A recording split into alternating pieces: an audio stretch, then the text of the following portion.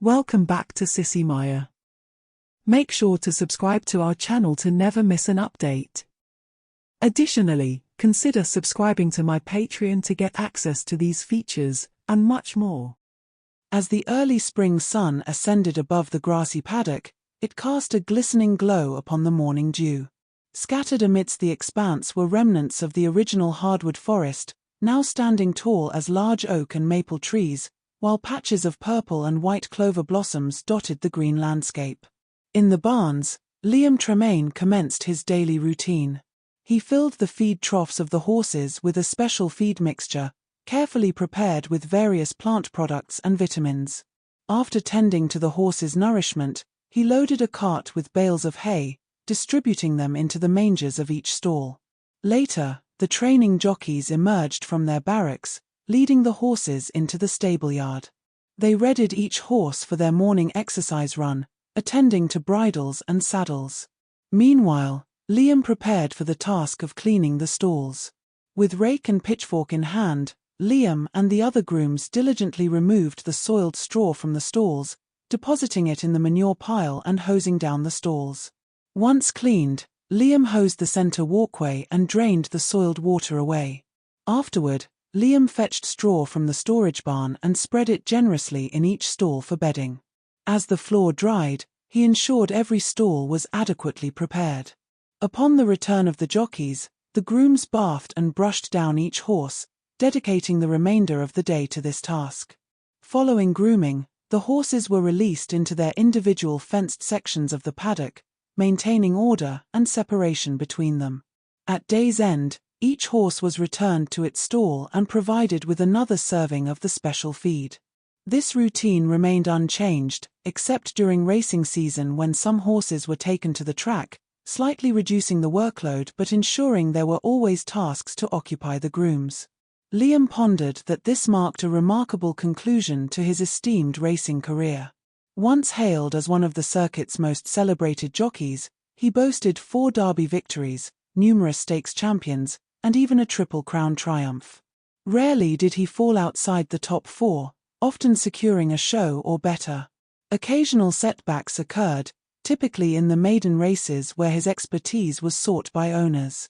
However, as with all good things, his reign came to a close.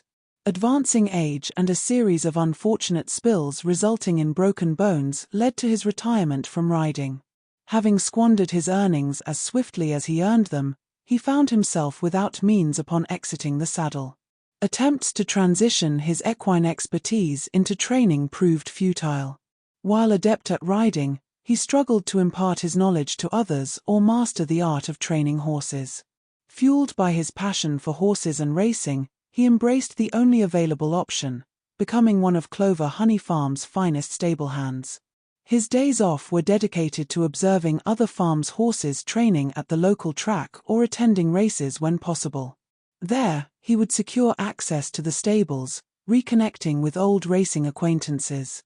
Many had found post-retirement success, but like him, most struggled to make ends meet, relegated to the fringes of the racing world.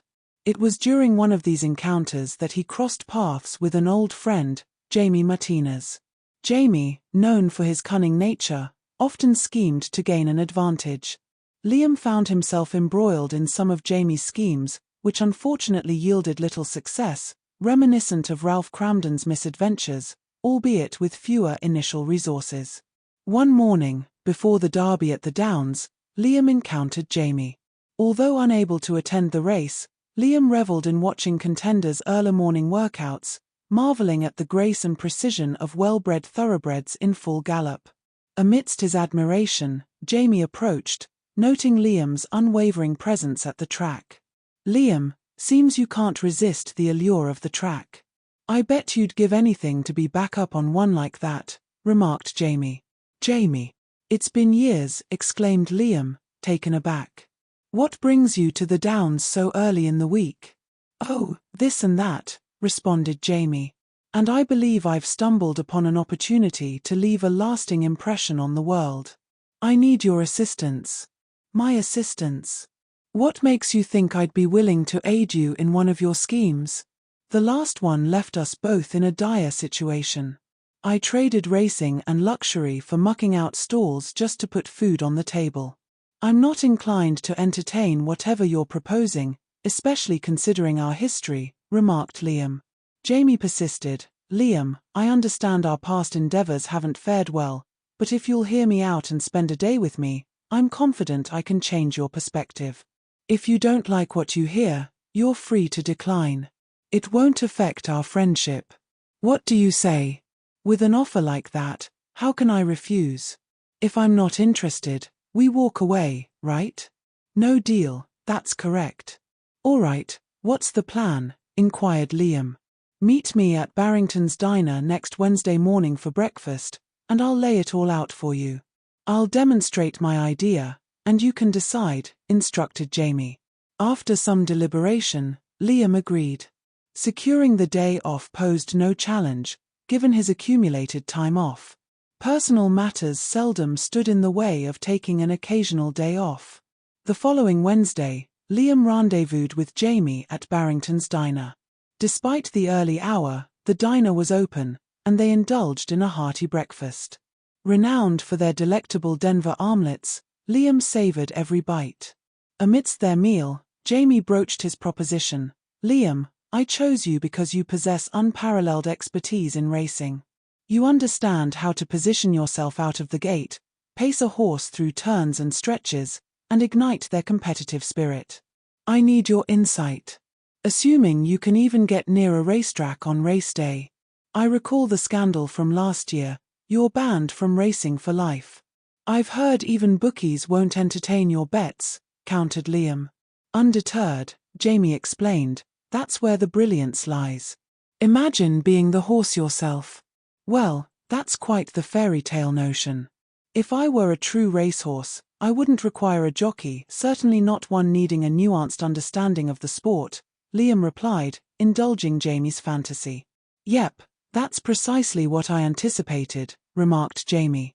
Once they finished, Jamie glanced at his watch and signaled for Liam to join him in his car. During the drive, Liam inquired about their destination. We're headed to a small farm I'm familiar with. I want to show you something. Once you've seen it, I'll reveal my idea, explained Jamie. After an hour's journey, they veered off a country road onto the shoulder, entering a small woodland where paddocks were visible through the trees. Exiting the car, Jamie led the way through the foliage. Come over here, Liam, I want to show you something. Following Jamie's voice, Liam emerged from the woods into a sunlit meadow. There, Jamie stood holding a weathered leather object. Do you recognize this, Liam? It's the bridle worn by the original Southern dancer when she triumphed at the Deep South Claims. It's our ticket to wealth. Jamie, how could an old bridle lead us to riches? Who would pay for such a thing? It looks practically decayed, exclaimed Liam. You're correct, but it's our opportunity.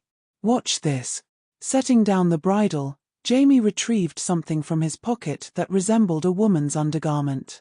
He then produced a small necklace from another pocket, placing it around his neck before touching the garment to the necklace.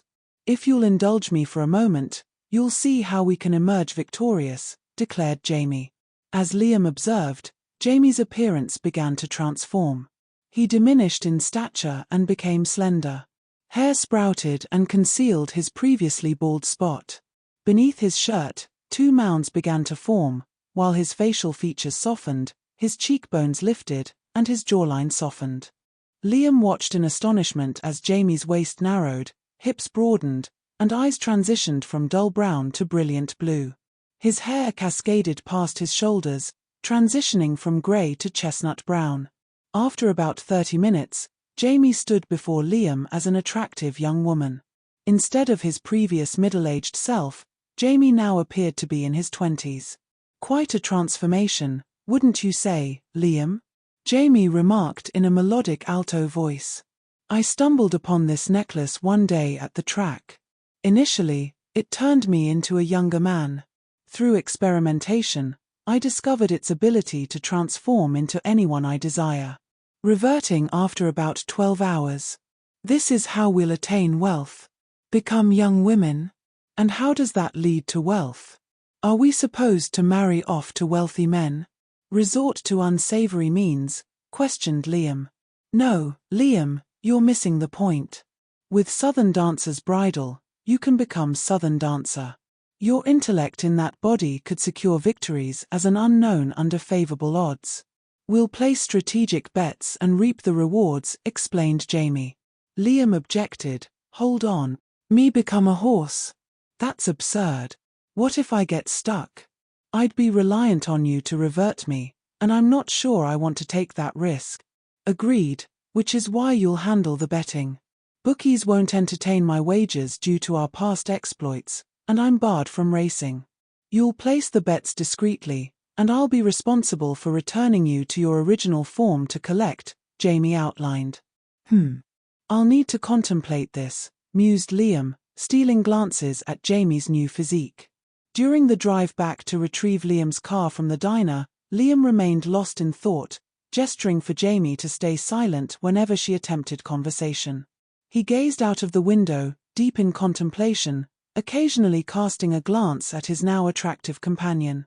Upon reaching the diner, Liam stepped out and approached Jamie's window. Jamie, though I may come to regret this, you've got yourself a deal. Let's scout for a suitable race and enter a horse.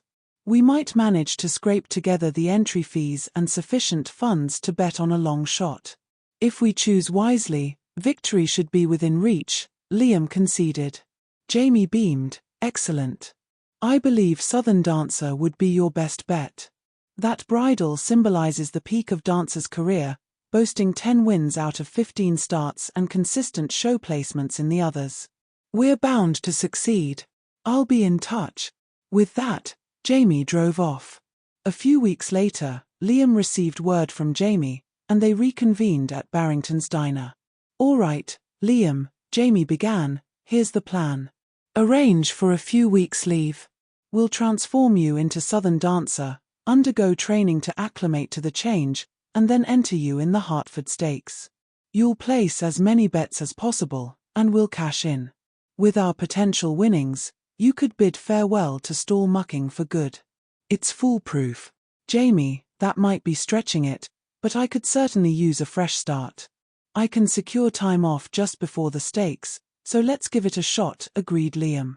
In the weeks leading up to the Hartford Stakes, Jamie arranged for a new horse named Dancer's Daughter to be entered in the race. Meanwhile, Liam traversed various bookmakers, placing bets on the event. Given Dancer's Daughter's status as an unknown contender with an apprentice jockey, the odds were notably long. A week prior to the race, Liam rendezvoused with Jamie at a friend's farm. From there, they ventured to a secluded corner of an old paddock, far removed from the rest of the farm. Jamie instructed Liam to disrobe, then adorned him with the necklace and touched him with the aged bridle. Initially, Liam experienced a slight tingling sensation throughout his body, akin to limbs falling asleep, before it intensified significantly. His arms and legs underwent a peculiar transformation, elongating and thickening as his hands contorted into forelegs, with hooves forming from his middle fingers. Similar changes unfolded with his feet, rendering him unable to stand upright.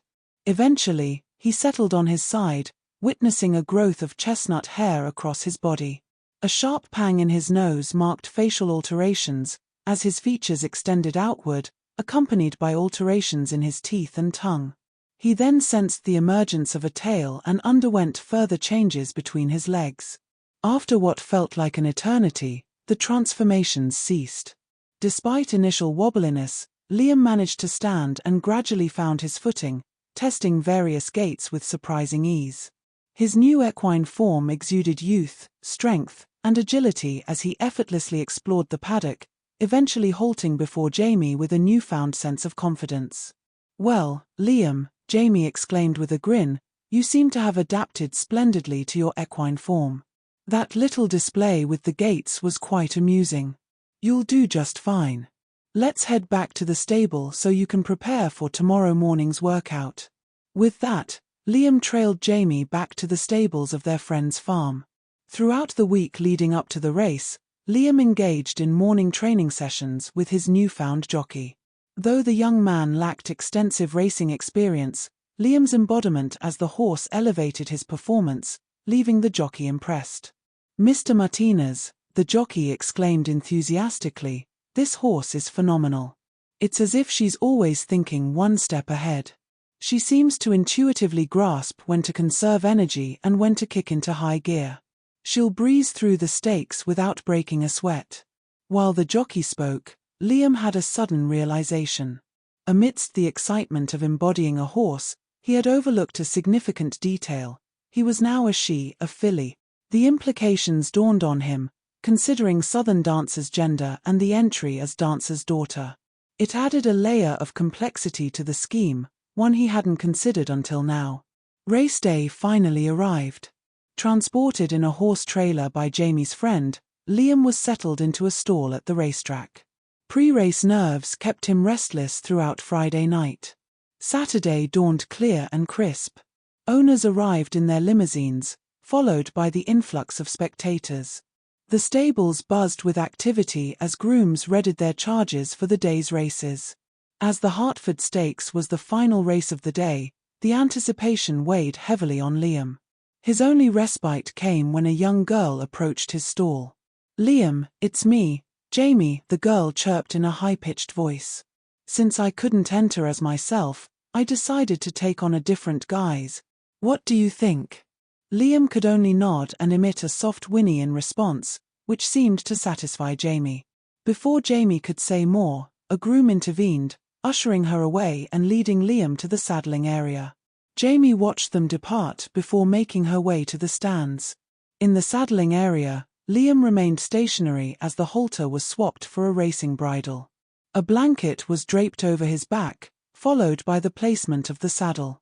The groom secured the cinch snugly beneath his ribcage, while the young jockey double-checked its firmness, ensuring it wouldn't loosen mid-race. When the race was announced, Jamie's friend, acting as the owner, assisted the jockey in mounting and observed as they joined the procession to the starting gate. To maintain his equine persona, Liam engaged in some jumping and prancing during the parade, portraying himself as a high-spirited racehorse eager to commence. Approaching the starting gate, he acquiesced to the jockey's guidance until it was their turn to enter. Finally positioned within the gate, Liam tensed his hindquarters in anticipation of the starting bell. With the sound of the bell, the gates opened, and the horses burst forth in a clean start. Navigating the front straight, Liam strategically maneuvered to secure a favorable position, exerting effort to claim fifth place as the horses negotiated the initial turn. Maintaining this position along the backstretch, he conservatively exerted energy, reserving his strength for the final sprint. As they rounded the clubhouse turn, Liam made a calculated move, advancing one position before unleashing a burst of speed upon entering the home stretch. With every ounce of energy, he surged forward, feeling the exhilaration of the racecourse beneath him. His tail whipped behind him, and the pounding of his hooves kicked up clouds of dirt. Meanwhile, his jockey clung on tightly, refraining from using the whip as some of the other riders did, solely focused on the forward momentum. Liam's attention was solely fixed on the finish line as he thundered down the stretch, stretching his forelegs to their limit and propelling his hind legs with powerful kicks. Each breath was labored, his lungs working overtime to sustain the effort. He maintained his pace until his jockey, standing in the saddle, gently tugged on the reins, signaling him to ease off. Gradually, Liam slowed to a walk and eventually came to a stop. Turning back, they made their way along the outer edge of the track until reaching the vibrant fencing of the winner's circle. Stepping into the winner's circle, Liam felt a wreath draped around his neck while his jockey acknowledged the cheering crowd. Meanwhile, Jamie's friend accepted the trophy for the stakes.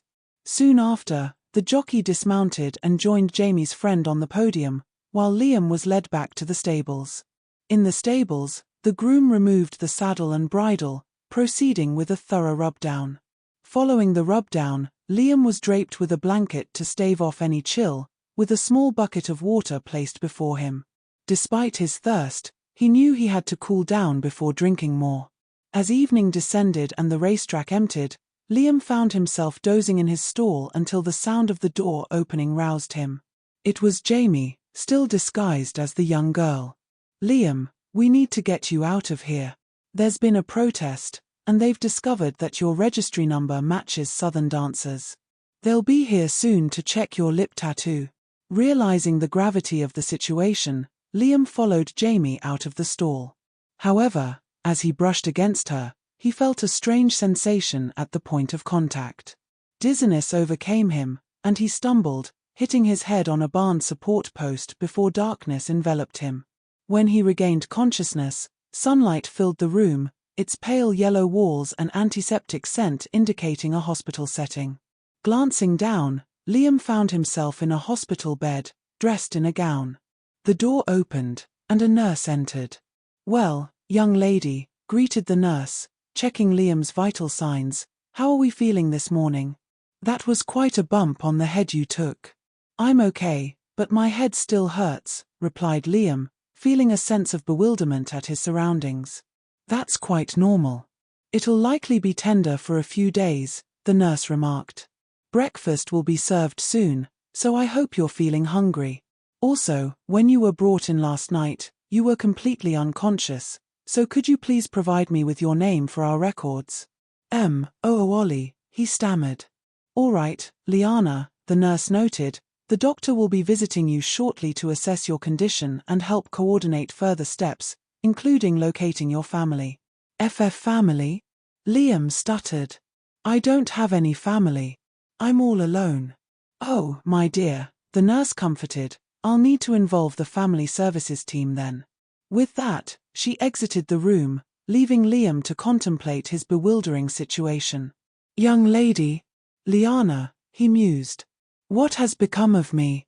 Throwing off the covers, he attempted to rise from the bed, only to realize that the bed seemed much taller than before. A quick self-assessment revealed the truth: it wasn't the bed, he had shrunk significantly in size. Making his way to the bathroom, he gazed into the mirror, confronting the face of the young girl he had seen at the racetrack with Jamie. He had been transformed into her. But what about Jamie? As he returned to the bed, the door swung open, and the doctor entered. "Young lady, you shouldn't be out of bed so soon. You require more rest before we can consider discharging you. Please, return to bed," the doctor instructed firmly. "What happened to me?" Liam inquired. Reviewing the chart before conducting a brief examination, the doctor responded, "I'm not entirely certain, but you were discovered unconscious in the racetrack stables, unclothed. You were found with one of the racehorses standing protectively over you, almost like a guardian. The horse displayed remarkable protectiveness, making it challenging for the paramedics to approach you until track officials could remove the horse. It seemed unwilling to leave your side. Is that horse yours?" "No," Liam replied. "I don't own any horses." So that's what happened to Jamie, Liam thought. We somehow switched. Well, regardless, family services will be arriving to assist in locating your family. I informed the nurse that I have no family. I'm uncertain what will become of me. Don't fret, we'll ensure you receive proper care, the doctor assured before exiting the room, leaving Liam to recline on the bed with a heavy sigh. "Mr. Evans, your daughter has really bonded with that horse. It's clear how much she adores her." "Yes, she does. Liana simply adores that filly. She's the one that was wrongly entered into the Hartford Stakes race last summer. While she comes from a strong lineage and has proven herself on the track, she won't be allowed to compete due to her past history. Despite that, she'll make an excellent dam for many future colts and fillies. There are already several other owners interested in breeding with her once she's ready." "How did you come across such a remarkable horse?" "I didn't. Liana did. Ever since we adopted her last year, she's been poring over horse forms with a passion. It's been her obsession. When we asked her what she wanted most, she said she just had to have that one perfect horse to care for. She believed that if we found that horse, everything would be all right. Well, we found the horse, and she's been the happiest child I've ever seen. She's emerged from the depression she had after leaving the hospital and has been excelling in school. I'm grateful we found her that horse. In the paddock, I finally tracked you down, Jamie. I'm not sure what happened, but somehow we switched, And you became the horse while I became the girl. Once I found out, I felt so guilty that I couldn't rest until I found you. After I was discharged from the hospital, I searched for the medallion to reverse the transformation, but no one at the track ever came across it in the stables. I suppose it's lost for good. I was adopted by Mr. Evans, and I'm beginning to feel affection for him and my new mother. It'll be challenging to start over and grow up again, but I believe I can manage. Besides, I have you to confide in, even though you're now my beautiful filly. We'll be the best of friends. Our plan didn't quite go as expected, did it? We didn't win the money since the victory was invalidated, but at least we won't have to repay the bets. And we both have a fresh start. We're both young, with our lives ahead of us, and we'll both experience motherhood. Not too shabby for a couple of old-timers like us, huh, girl? Jamie could only respond with a nod and a gentle whinny.